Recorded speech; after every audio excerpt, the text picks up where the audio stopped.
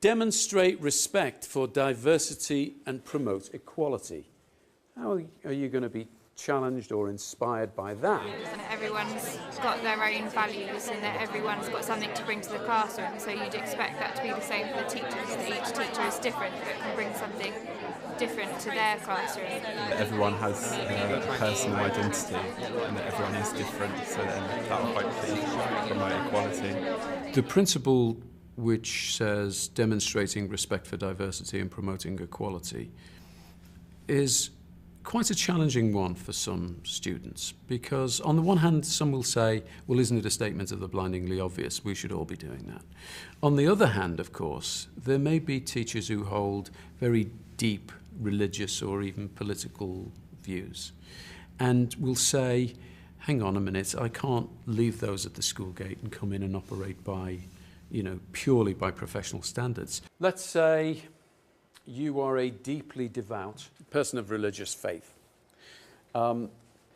and you believe in the Bible's version of creation, and you're a science teacher.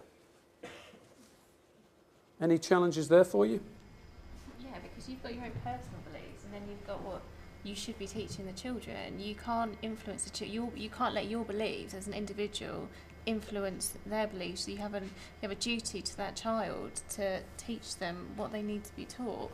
As a teacher, you should be able to take viewpoints from lots of different situations to give to that child, so that they can see the whole of the world and the whole different way of looking at something.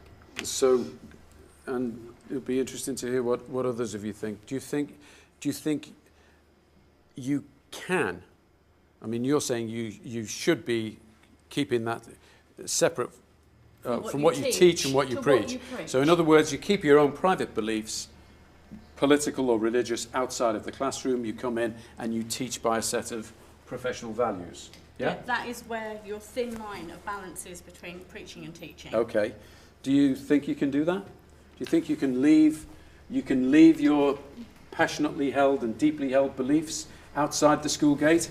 Well, I do, because I'm a Christian and I've taught on placement on Allah, which I thought was fascinating, because it developed my own knowledge of other faiths, which I'm prepared to do, which I find very interesting.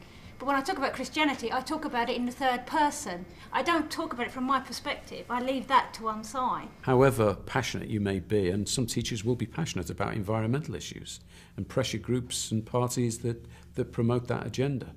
Well, if you actually tolerate teachers pushing that to students and pupils, then there's a dilemma there about whether we allow other political views to be aired, or whether teachers have a right to promote all kinds of political agendas, including extreme ones. Being active with one of these parties,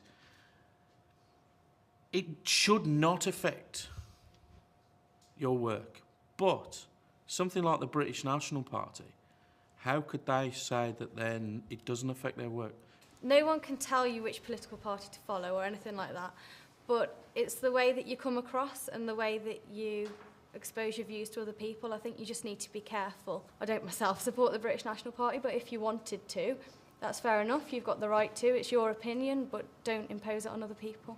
Having a view is perfectly fine, and you can't necessarily always change that. But it's your actions in that political party, or Give an example of what you would call say if you were a member of an extreme political party, and you went on an aggressive protest or something like that, and you were carrying yourself in an aggressive manner, which may be detrimental to how people perceive you as a professional. The issue about promoting equality and respecting diversity is often a real challenge to students, because sometimes there will be cultural values or religious beliefs that teachers don't necessarily believe or even respect on the surface, or want to promote the equality of, and that will be a challenge to them. And so teachers again can be guided by the school as a community, that it is inclusive, that actually what we're respecting is the individual. We're respecting them as individual learners and children. We're promoting their equality